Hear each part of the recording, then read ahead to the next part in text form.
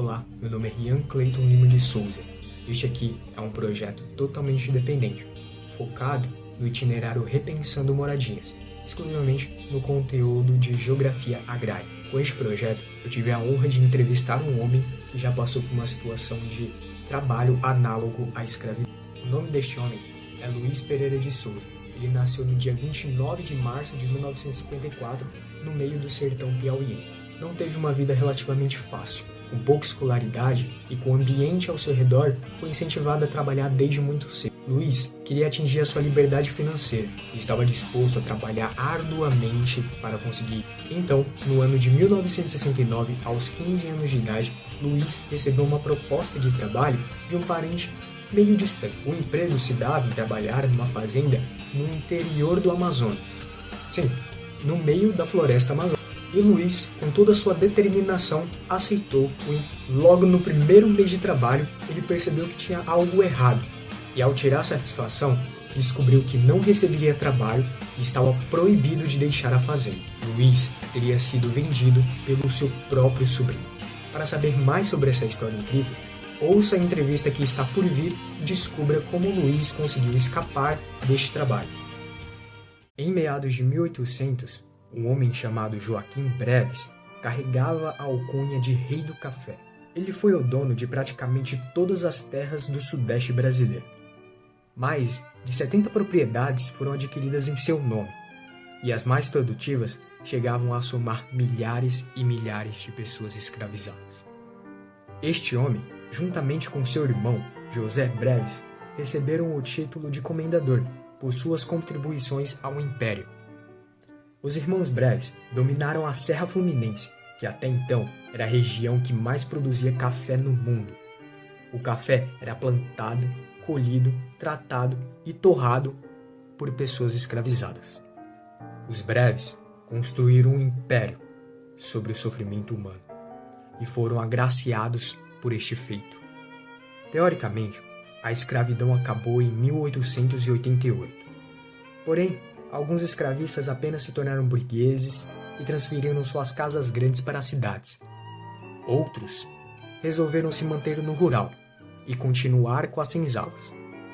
Elas podem ter mudado um pouco, mas a sua função continua a mesma: gerar lucro, moendo cana e moendo gente. Complicado, meu filho. Nós fomos levados, eu fui levado pelo sobrinho meu. Mas eu fui para trabalhar, eu não fui ganhar dinheiro.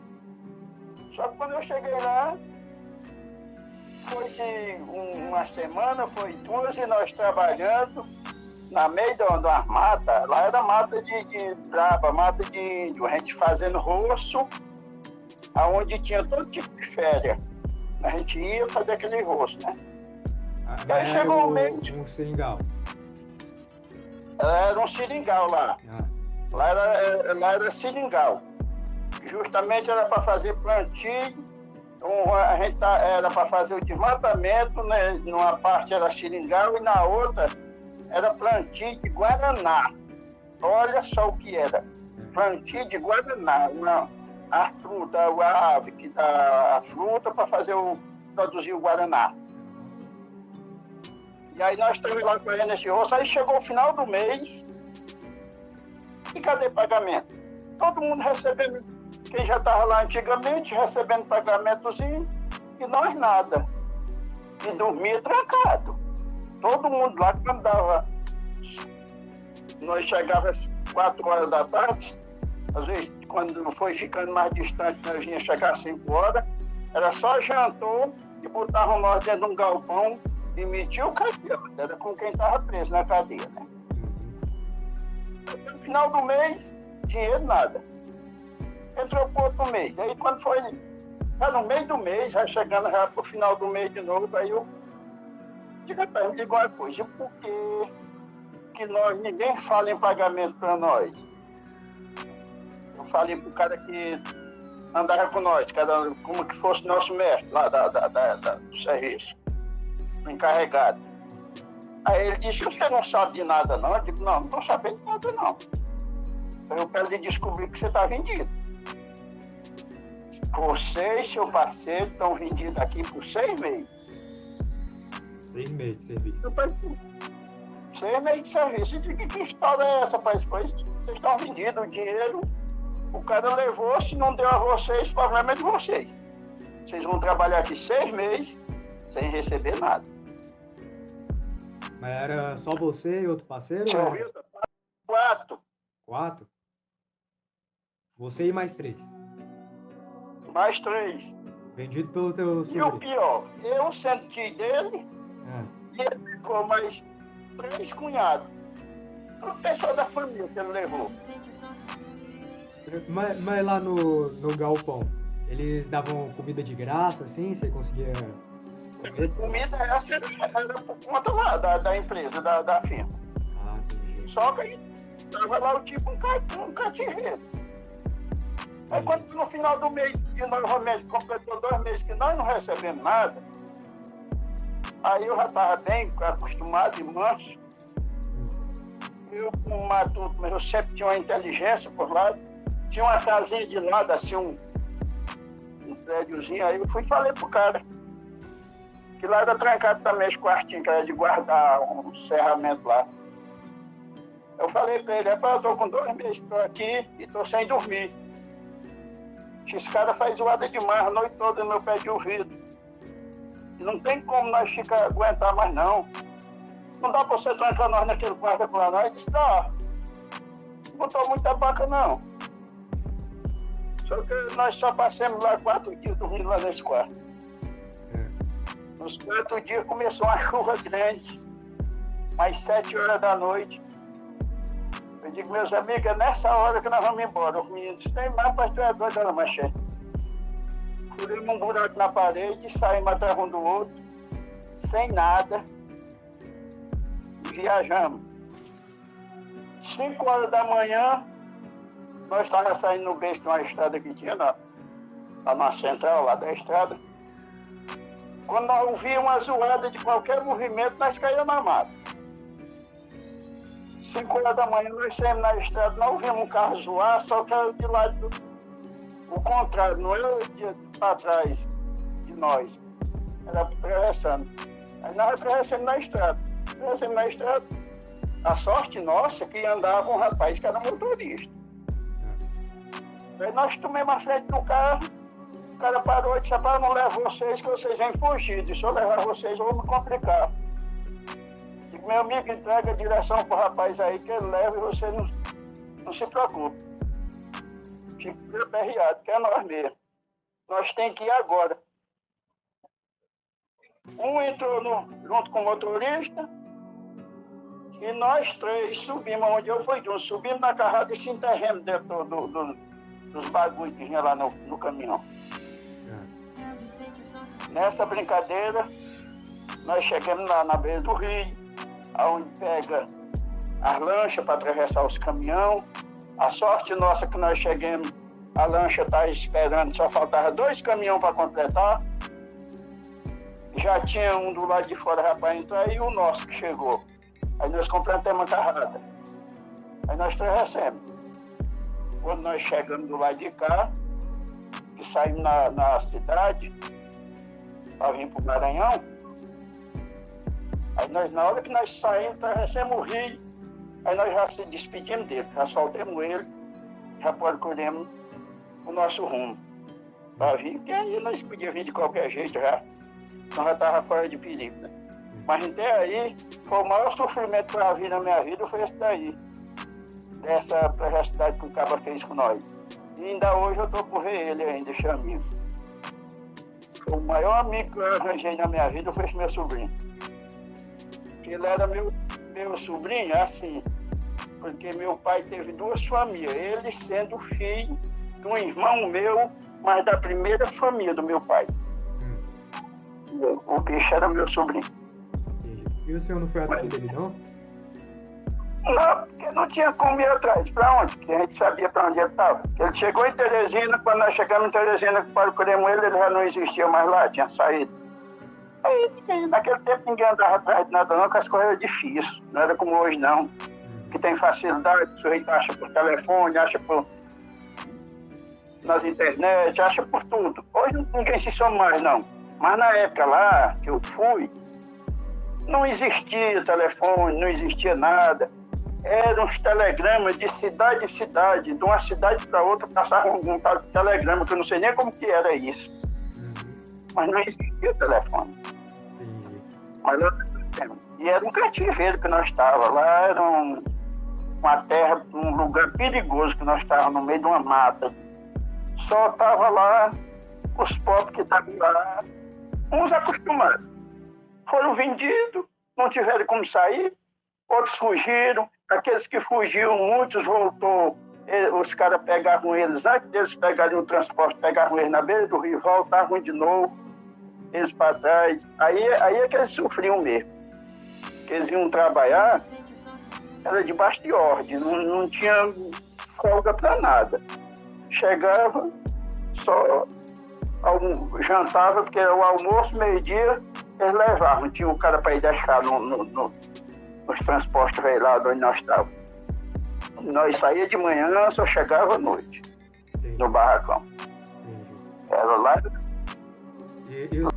Idade de viajar, eu viajei porque eu tinha tamanho, e tinha coragem de trabalhar, era doido. Aí foi por isso que eu viajei, mas eu não tinha idade de viajar não, nessa época não, viu? Tinha menos de... Porque tinha menos de 18. Eu estava na faixa de 16 a 17 anos. Entendi. Mas aí quando, aí não era... quando que o senhor chegou no Maranhão, como que fez pra voltar pro Piauí? Não, aí lá é o seguinte, lá quando nós chegamos lá no Maranhão, nós fomos vender as poucas coisinhas velhas que nós tínhamos toda a trajetória. Nós tínhamos umas coisinhas velhas no relógio velho, no tempo do relógio Hernavino, que você talvez não teve, nem seu pai não viu falar nisso, nesse relógio. Eu ia falar, o relógio Hernavino, viu? Foi o meu recurso para me vender e fazer 2 passagens. E o outro vendeu um cordãozinho velho que andava no pescoço, que uma porcaria, vendeu e fez a passagem dele, mas do outro amigo dele. Foi assim, que nós viemos, chegamos em Teresina. Quando nós chegamos em Teresina, aí nós já, em Teresina, a gente já tendo familiares, aí a história já mudou, nós não se preocupamos mais para acabar de chegar em casa, não. Mas para chegar então em Teresina, foi a nossa venda, o nosso recurso que eu tinha no braço era um relógio. Desse tamanhozinho, o bichinho era bem miudinho, chamava-se o relógio Hernavino. O bichinho era bem bonitinho, mas era pequenininho. Esse tempo quem tinha ele, o povo achava que tinha condições. No caso, nem que o cabelo não tivesse nada, só que subisse ele no braço, mas eu era dum. Mas todo mundo achava que tinha condições. Mas o senhor lembra algum nome? O nome do lugar onde você estava? O nome do rio? O nome do estado lá? Na zona mesmo, o lugar que nós estávamos, e o Rio Amazonas, que chamava, eles chamavam o Rio Amazonas. Atravessou o rio, era lá na região que nós estávamos trabalhando, que era o Seringal. Era o Seringal, não sabe? Que era um lado era de Guaraná e o outro lado era Seringo, que era onde eles tiravam para fazer trabalho. É borracha. Nesse tempo nós estávamos lá e via a negada tirando, mas ninguém nem perguntava e nem sabia o que era. Só sabia que estavam tirando lá. Mas o senhor só trabalhava plantando? Não tirava, né? Não, eu trabalhava na área de variante, fazendo picos dentro da mata. Que era para fazer uma outra área cercada. E aí nós estávamos lá, quem chegava lá brabo, ia se vir com uma história do cabo. Ia se vir de comida para os alimentos ruins que tinha no meio da mata. Porque tinha muitos que iam lá na mata e não voltavam. Tinha muitos que entravam na mata. O que era? O próprio cara que trabalhava nas máquinas desmatando, de vez em quando achavam só uma mata zoando e não tinha ninguém trabalhando mais em cima dela. Os índios, as feras carregavam, pinhão. Lá não tinha dessa história, não. Eu deixei de onça lá, né?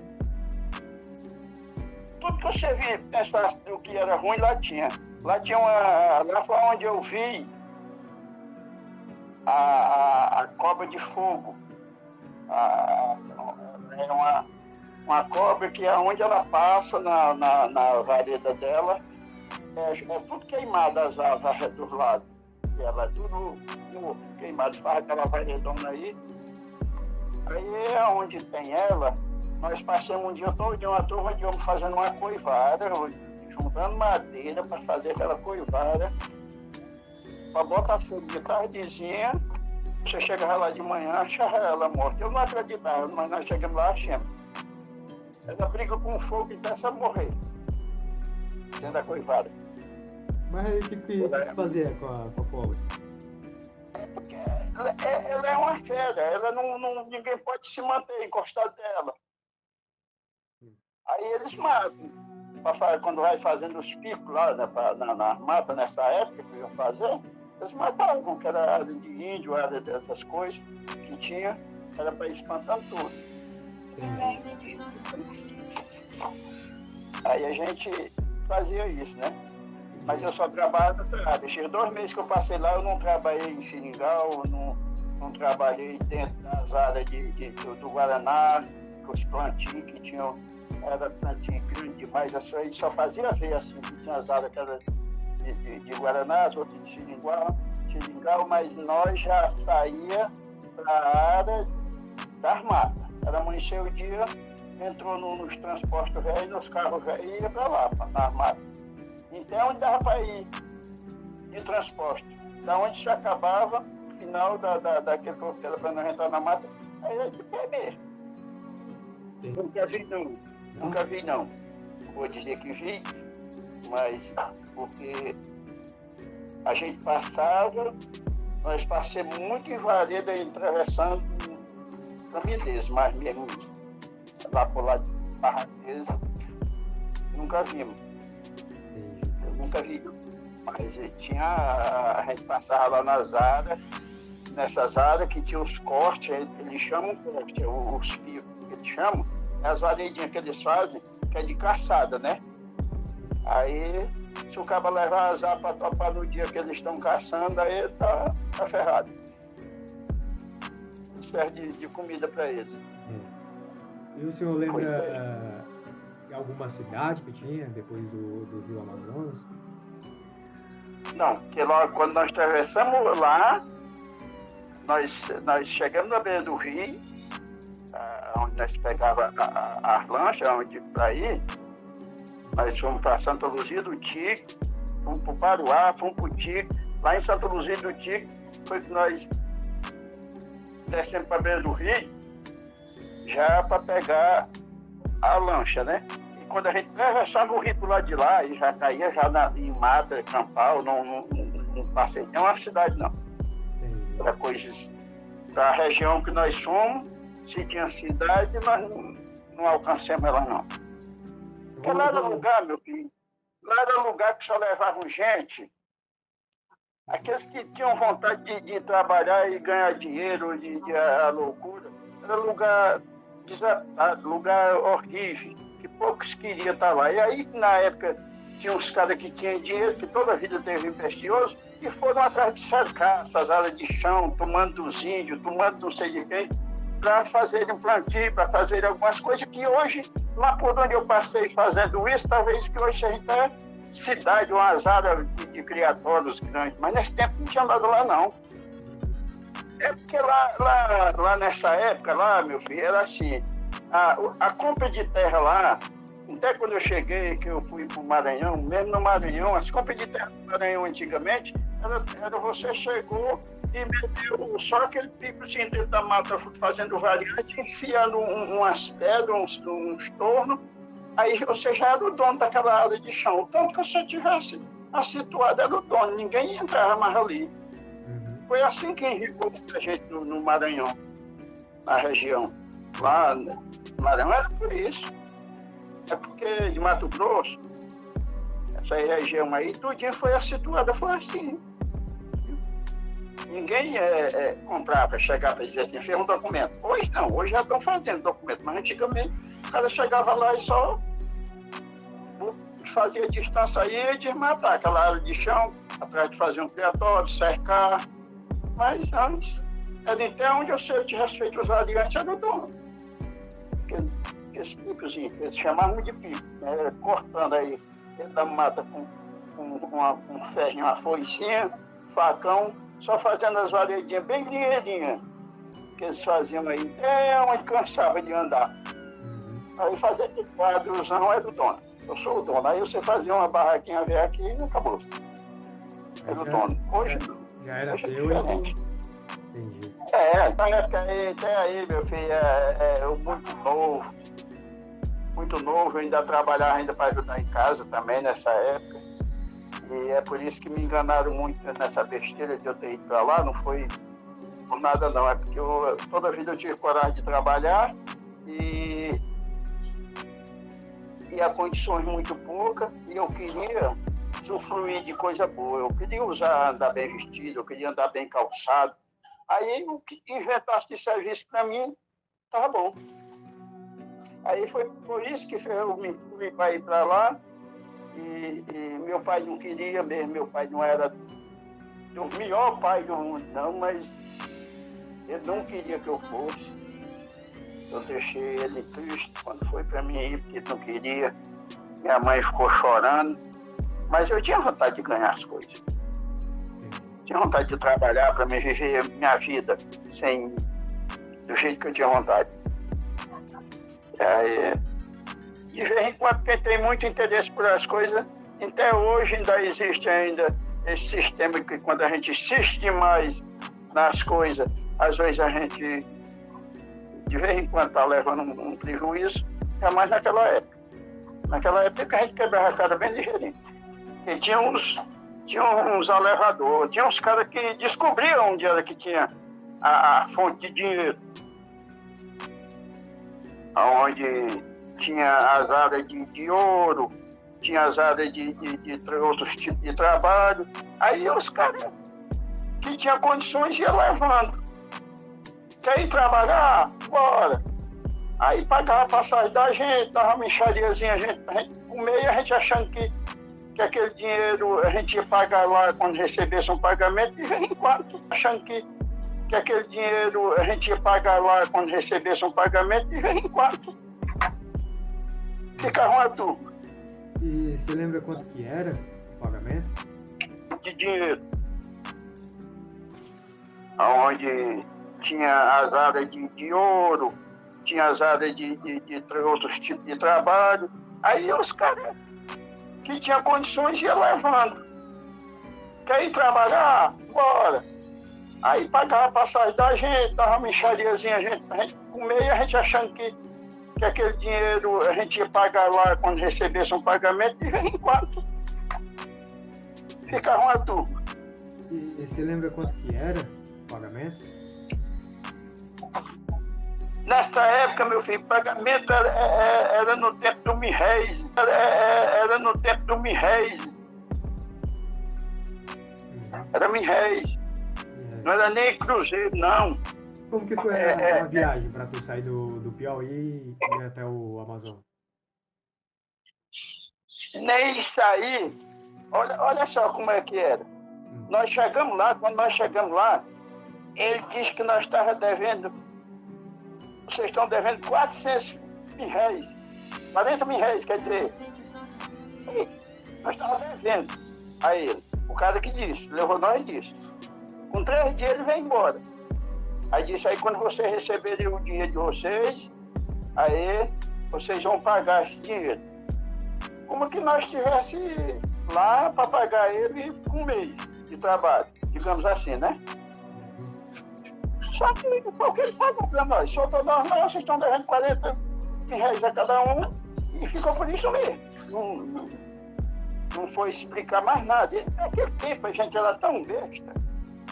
Era como a história de uma criança pequena. Pegar e sentar bem aqui e ninguém se explicava por nada, não. Eu estou aqui, eu vou trabalhar e ganhar dinheiro e acabou. Era a fonte da gente, a mente da gente só tinha isso. Ninguém estava avisando que podia acontecer um pior, nem onde nós estávamos, nem o que para se explicar, para perguntar nada a ninguém, não. Ninguém perguntava, não. O povo era besta. Tão besta que ninguém perguntava nada para querer saber algo mais, se interessar por nada, não. Ela só pegou e levou e deixou lá e acabou. Eu deixei, estava avisando que podia acontecer um pior, nem onde nós estávamos, nem o que para se explicar, para perguntar nada a ninguém, não. Ninguém perguntava, não. O povo era besta. Tão besta que ninguém sabia. Aí ele tava querendo cobrar o valor para ter levado vocês até lá, né? Não, ele vendeu nós. Cada um de nós ele vendeu lá. Viu? Que foi um valor lá de parece que de 5 não sei o que lá. Era uma coisa, não sei nem te dizer quanto que era isso aí. Eu sei que lá o cara deu o valor tudinho para nós de quanto nós tinha sido vendido, o que nós estávamos devendo. E durante 6 meses nós só tínhamos direito na comida. Alguém, se tivesse alguém que fumasse, que fosse viciado em alguma coisa, lá no fornecimento velho da empresa lá de comer, davam a gente. Era dado, saiu uma porcaria lá de um cigarro que não valia nada, fumo velho, não era nem cigarro. Se alguém usasse aquilo ali, tinha tudo lá dentro. Aí a gente achava que era pra... Quando nós entramos, que quando foi no dia que nós fomos trabalhar, que todo mundo foi receber aquela quantidade de fornecimento para levar lá para o cara fazer, para o barracão, todos os finais de semana você recebia a quantidade do seu fornecimento, dos caras fazerem cozinhar na semana toda para você. Cada um tinha isso, né? Aí quando a gente ia para lá, tinha de tudo no seu fornecimento. Tinha todo tipo de alimento e tinha inclusive quem fosse viciado a fumar, tinha o uso dele lá. Só que nós quando chegamos lá, que fomos receber, no dia que nós começamos a trabalhar, que nós fomos receber esse fornecimento para levar lá para o barracão, para deixar lá para cozinhar a semana, para o cara fazer, para a gente, pedir lá os caras que faziam, o que acontece? Nós recebemos tudo isso, mas foi o que abriu a boca para dizer assim, isso aqui nós vamos pagar quanto? Quanto que é? Ninguém tinha essa mentalidade para nada, não. Mas tem como, era uma coisa que não... Nós estamos agora tudo enrolado. Não tinha inteligência, porque hoje aonde você chega, eu mesmo, hoje aonde eu chegar, eu quero saber aonde é que eu estou, o que acontece, como sair dali. Né? E nessa época lá, nós chegamos lá, nós não olhamos como nós tínhamos chegado, não olhamos como é que nós íamos sair, como era que acontecia lá, nós não perguntamos como era o trabalho. No primeiro dia nós quase morremos assombrados, para ir, mas uns criaturas que ninguém sabia nem quem era, todos os bichos da ruim, os caras da cara mais horrível do mundo, uns armados, outros com ferro, outros com arma mesmo, perigosa. E a gente estava lá, deixa bêbado no meio deles. E tudo que mandasse fazer, nós tinha que fazer, estava no ponto. Não tinha essa história que o cara dizer assim, é para fazer isso aqui, ninguém faz não. O senhor fugiu. Vocês fugiram de noite, né? Aí vocês passaram a madrugada toda andando na mata.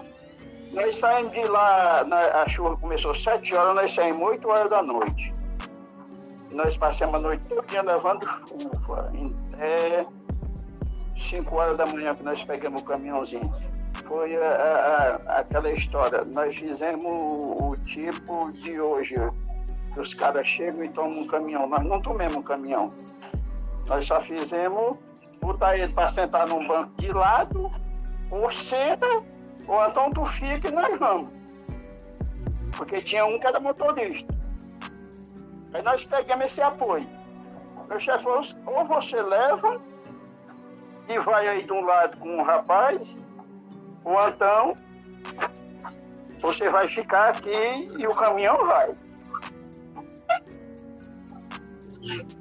O senhor e os outros fugiram no meio do mato e não tinha medo de onça, não tinha medo de cobra. Se nós lá estávamos lá perdidos lá, tinha que ter medo de nada, menino. Não tinha. A foto mais antiga que o senhor tem. Não, dessa época eu não tenho foto de lá de maneira nenhuma, que ninguém nem existia foto para a gente fazer lá no trabalho. Aí ainda era na época que o cara ia tirar uma foto da gente, passava não sei quantos dias para de entregar. Numa máquina velho trepada numas pernas de ferro desta altura. O cara via. Era. O negócio era difícil pra gente. Não existia, não tem. Ninguém tem. A única lembrança que a gente tem lá é do sofrimento que nós passamos, das maldades que os caras fizeram com a gente. Seu Luiz conseguiu voltar para o Piauí e viver sua vida normalmente. Porém, anos mais tarde, ele se mudou para o Ceará. Lá, ele conheceu uma mulher, se casou e com ela teve 4 filhos. Entre esses 4 filhos, o mais novo, o caçula, se chamava Narcélio Vieira de Souza. Narcélio herdou de seu pai a determinação para o trabalho. Então, desde muito cedo, para ajudar em casa, ele conciliava o trabalho com os estudos. O garoto já trabalhou em feiras, já vendeu água e já foi frentista de posto de gasolina. E aos 14 anos de idade, ele conheceu o seu primeiro amor. Ela também estava determinada e disposta a trabalhar muito para conseguir um pouco mais de conforto. Uns anos mais tarde, os dois decidiram ir morar juntos. E algum tempo mais tarde, o casal teve seu primeiro filho. A realidade daquela família não era tão dura assim, mas Narcélio estava disposto a arranjar um emprego mais fixo para poder dar mais conforto à sua família. E assim, ele aceitou uma proposta de emprego para se mudar para o Goiás e trabalhar numa fazenda que plantava cana.